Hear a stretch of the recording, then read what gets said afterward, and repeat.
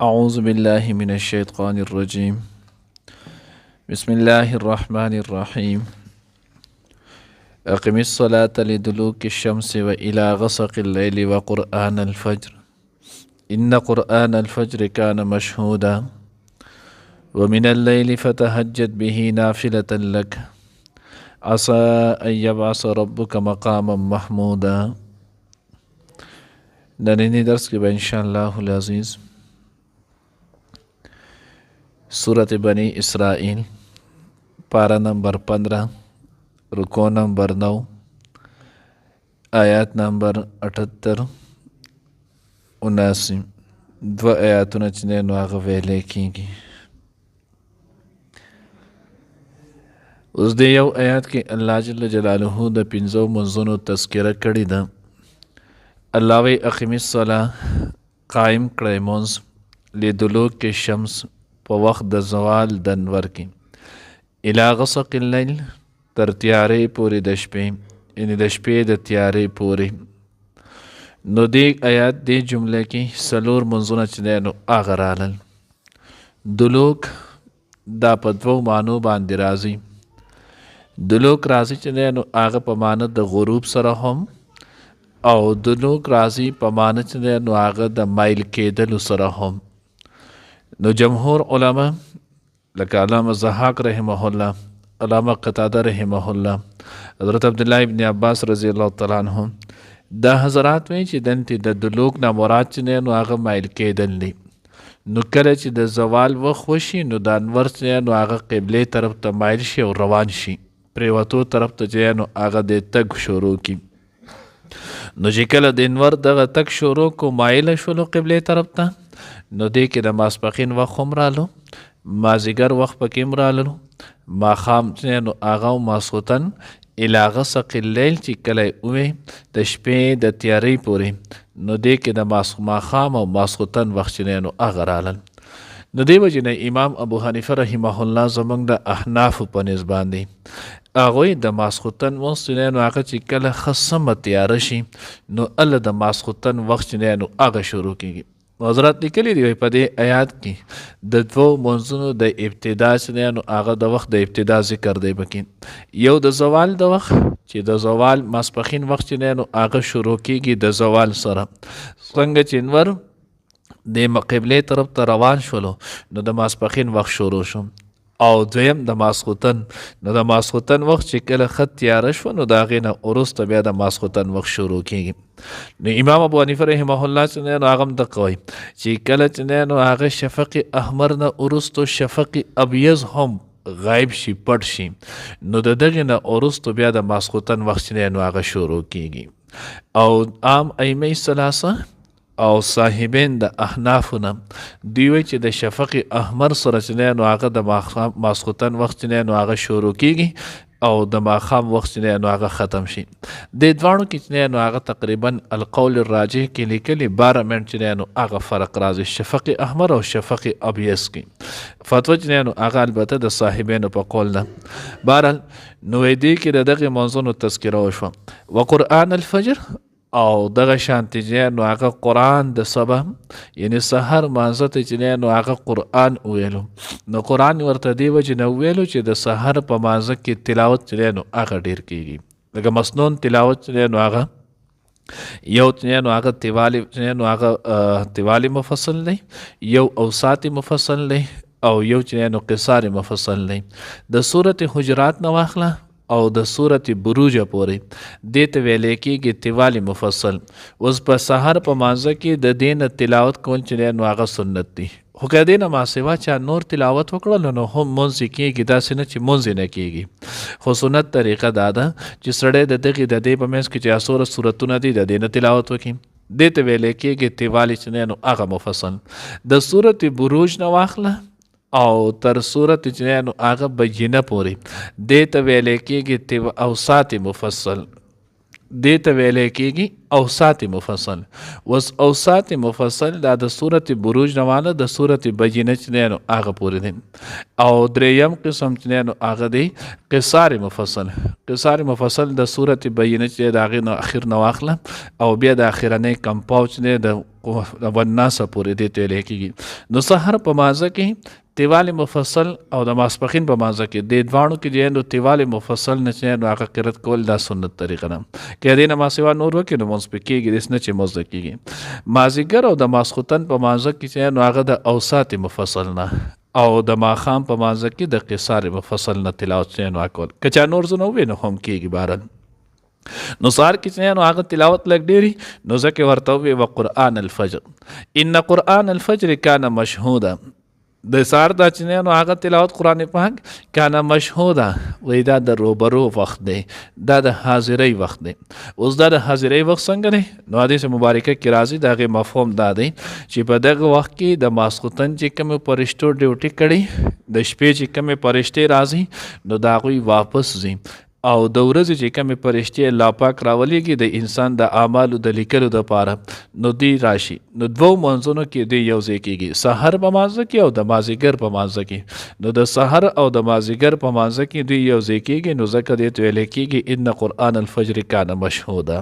نو دا کومې فرشتې چې ځي دوی هم ځان سره په خپل فرض کې چې نو هغه ولیږي او دا کومې فرشتې چې نو هغه راشي نو دوی هم ځان سره چې نو هغه په خپل فرض کې چې نو هغه ولیږي. نو په دې کې د قوشو بیا وایي چې نو هغه د دې ما سحر د مونځ تذکرې چې نو هغې جدا ولې وکړله نو د سحر د عظمت د وجې نه نو د دې په وجه باندې چې نو هغه د سحر د مونځ د دې تذکرې چې دی نو هغې جدا وکړه ځکه دې کې د فرشتو چې دی نو هغه هم حاضري. نو دې یو آیت کې د 5 منځونو چې دی نو هغه تذکره ده. ومن الليل فتهجد به نافلة لك او د شپې چې نو هغه صحیحه کې چې نو هغه ستو بیداره اوسه په قرآن سره نافله لکه دا بستا د پاره چې نو هغه اضافي موضوع. اوس تهجد دا د هجود نه دی او هجود ویلی کېږي چې نو هغه دا په دواړو معنو سره راځي. د خوب نه وروسته راپاڅېدلو ته هم چې نو هغه ویلی کېږي او د اوده کېدلو کې تاخیر کول دې ته هم ویلی کېږي. نو اوس په دې کې د ټولو نه وړاندنۍ خبره ده چې د تهجد مونځ دا په کم باندې اطلاق کېږي. نو زمونږ په عوام کې یو خبر چې نو هغه موجود ده چې د تهجد د مانځه دپاره اوده کېدل شرط دی. دوی چې اوده شي او راپاسي نو بیا چې کم مونځ کوي نو دې ته تهجد ویلی کېږي. نه ما تاسو ته ووایي تهجد دغه دا د هجود نه دی د هغې اطلاق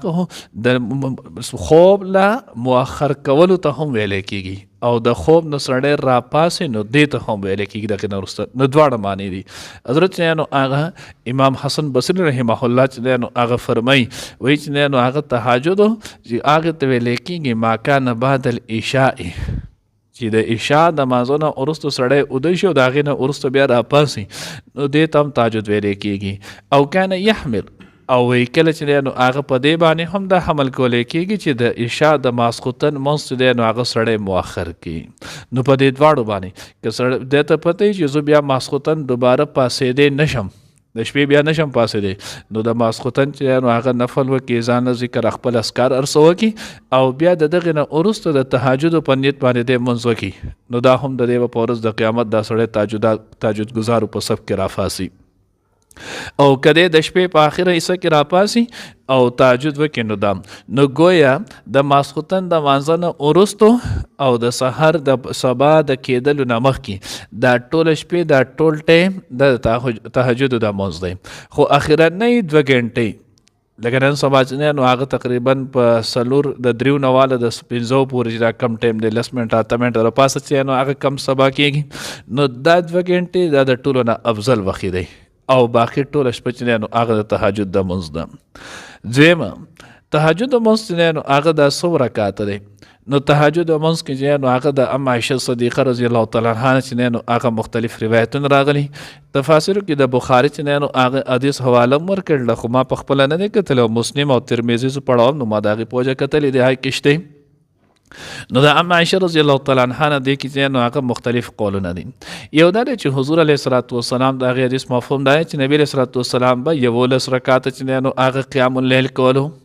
نو د 11 رکعاته کې 3 رکعاته زمونږ د احناف فنس دا 3 رکعاته چې نه نو هغه به وتر ول او 8 رکعاته چې نو حضور علیه الصلاۃ والسلام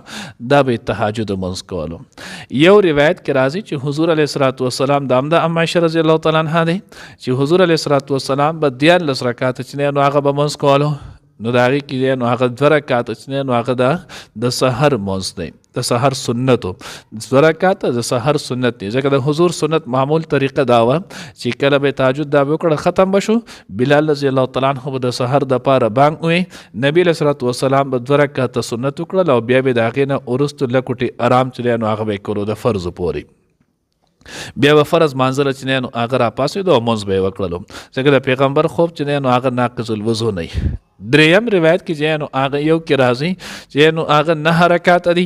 نو 9 رکعاته کې او یو کې چې نو هغه راځي چې تهجد منځ نو هغه 9 رکعاته دي. نو گویا آسان دا شولو چې د تهجد منځ کم سے کم 4 رکعاته، زیات نه زیات چې نو هغه 8 رکعاته دي. اوس چې په کم کې 14 راغلي نو ما تاسو ته وی 2 سره د سحر سنت دي، په کم کې چې 9 راغلي دي نو 3 سنت دي، 3 وتر دي او 6 رکعاته چې نو تهجد دي، کم کې چې 9 راغلي دي 3 چې نو هغه وتر دي او 4 رکعاته چې نو هغه تهجد منځ دي. عام معمول د حضور علیه الصلاۃ والسلام هغه د 8 رکعات ولو چې نبی علیه الصلاۃ والسلام عائشہ رضی الله تعالی عنها فرمای ک رمضان او ک غیر رمضان به حضور علیه الصلاۃ والسلام به قیام الليل د شپې تهجد منځ دا به 8 رکعاته چې نو هغه به کولو، 3 وتر او 8 رکعاته چې نو هغه تهجد منځ. دریم خبره تهجد منځ نو هغه دا سنت دی او که دا نفل دی. نو تهجد منځ نو هغه دا نفل دی، دا سنت مؤکده نه دی، دا نفل دی او د دې چې انسان نفل دی ته ویل کېږي که وی کړل نو اجر و ثواب ورته میلاویږي او که وی نه کړلو نو په ده باندې څه ګناه چې نو هغه نشتی. دا راجح قول دی. خو دلته یو سوال چې نو هغه واردېږي، وایي چې کله دا راجح قول شو نو حضور علیه الصلاۃ والسلام خو چې په کم کار باندې کم عمل باندې مواظبت کړی، همیشګري کړی او د عذر نه علاوه هسې نه یې پرېښودی نو هغه خو سنت مؤکده ګرځي. نو بیا د تهجد دا منځ نو هغه دا سنت مؤکده ولې نه دی؟ نبی علیه الصلاۃ والسلام خو چېرته چې نو هغه دا نه دی پرېښودلی. نو د دغې نه چې نو هغه اسان جواب دا دی چې دلته چې نو هغه فتهجد به نافلة لک، یا د هغوی د هغې سره چې نو هغه حدیث مبارکه هم چې نو هغه ذکر کوي د ابن ماجه غالبا چې نو د هغې روایت دی. روایت کې دا چې یو صحابي نه تهجد منځ پاتې شو، نو نبی علیه الصلاۃ والسلام یې چې تهجد منځ پاتې کېږي نو هغه په وخت کې شیطان مې چا ذکر کړي نو دی نشي پاسې دی وعید پې ذکر کړو.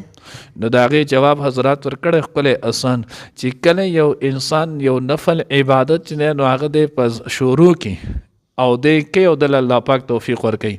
او بیا بلا عذره دی چې دی نو هغه دغه نفل عبادتو دا پرېږدي نو دا صرف او صرف یوه وجه ده چې دی نور د دغې عبادت نه اعراض کوي، مخ اړوي. نو ځکه پې د الله پیغمبر چې دی نو هغه وعید ذکر کړی دی. نور دی چې دی نو هغه سنتو دا سنت مؤکده نه دي. ها د دغه نه مخکې د منځ د فرضیت نه مخکې ابتداء د اسلام کې کله چې صورت مزمل چې دی نو هغه نازل شو، یا ایها المزمل قم اللیل الا قلیلا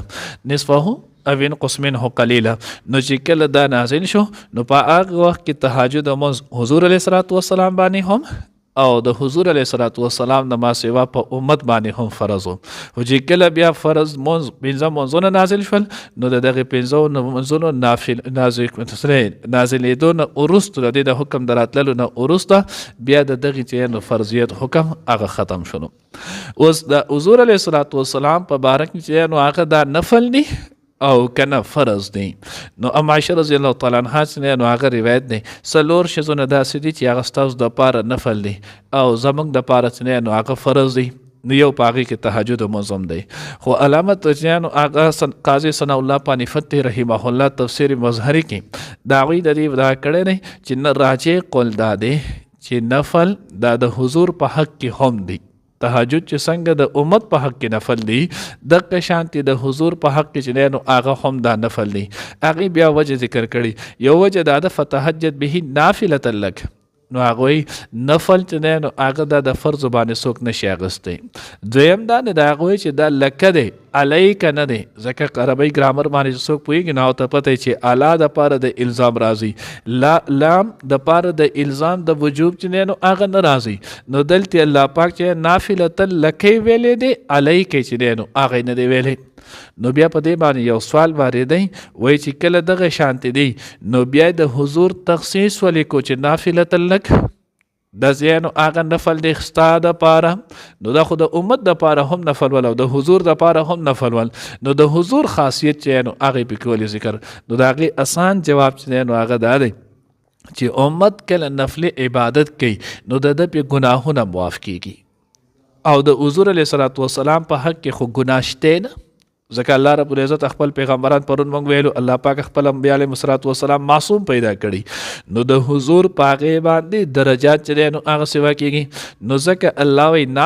نافلة لک دا ستا دپاره زیاتې دی، یعنې په دې باندې ستا نور چې دی نو هغه رفع مقام چې دی نو هغه کیږي. څلورمه خبره تهجد چې دی نو هغه طریقه څنګه ده دا به کې څنګه. نو تهجد طریقه دا ده چې وړومبني 2 رکعته به هلکه سپک وکړي، مختصر به یې وکړي او بیا د هغې نه وروسته چې دی نو هغه به بیا اوږده رکعتونه به کړي، اوږده رکوع اوږده سجده به یې کړي. بیا حضرات د دې چې دی نو هغه اسان ښکلې طریقې ښودنې ده. وایي که چېرته ټیم د سره ډېر و نو بیا طول القرات طول الرکوع طول السجده کوه، اوږد قرات اوږده رکوع اوږده سجده کوه. او که ټیم د سره کم ولو نو بیا چې دی نو هغه کثرت سجود باندې عمل وکړه، بیا چې نو هغه کم دغه 8 رکعته 6 رکعته تعداد دی نو دغې ته یې ورسوه. عسا ان یبعثک ربک مقاما محمودا، نږدې ده چې ستا رب چې دی نو هغه ته ورده ورسوي مقام محمود ته. مقام محمود څه ته ویلی کېږي؟ نو مقام محمود دې ته ویلی کېږي اسان داسې ډېر شی به کړي، خو د ټول نه مختصر تفسیر دا دی چې په ورځ د قیامت کله اولین او آخرین دا ټول چې دی نو هغه راجمع شي او الله جل جلاله چې دی نو هغه د فیصلې دپاره چې دی نو هغه راشي سره د فرشتو او هلتې فرشته محشر کې چې نو هغه حساب کتاب شروع کېږي. خلک به په یو لوی کرب او سختۍ کې چې نو هغه مبتلا وي. خلک به آدم علیه الصلاة والسلام پسې لاړ شي، نوح علیه الصلاة والسلام، انبیا علیهم الصلاة والسلام ټولو پسې به لاړ شي.